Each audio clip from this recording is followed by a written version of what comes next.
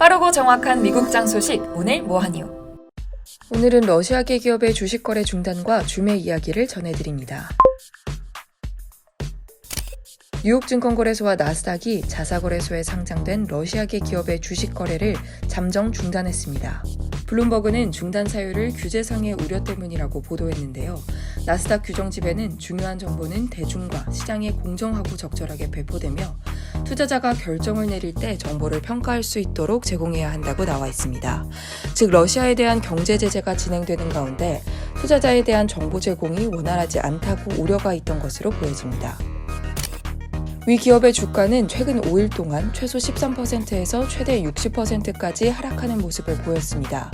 러시아에 대한 경제 제재와 루블화 가치의 하락 등 불확실성이 커지고 있어 러시아계 기업 가치가 앞으로도 한동안 큰 변동성을 보일 것으로 예상되고 있습니다.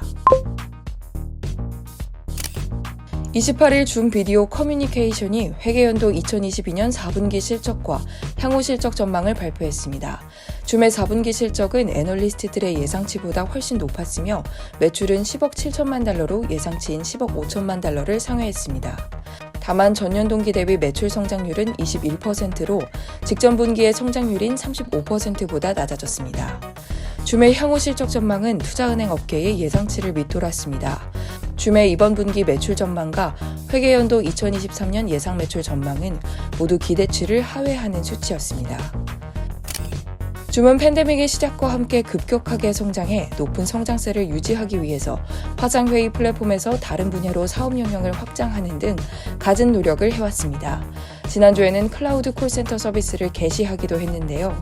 줌은 마이크로소프트와 같은 경쟁사로부터 위협을 받고 있으나 애널리스트들은 시장 성장 잠재력이 커 두 회사가 함께 공존할 수 있을 거라고 말하고 있습니다. 28일 줌의 주가는 5.81% 오른 132.60달러에 마감을 했습니다.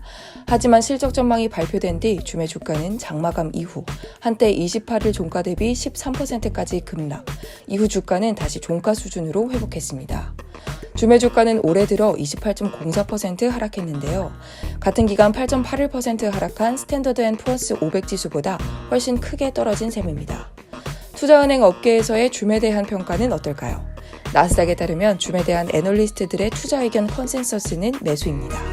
평균 목표 주가는 202.08달러로 52.40% 상승 여력이 있다고 평가되고 있습니다. 오늘 소식은 여기까지입니다.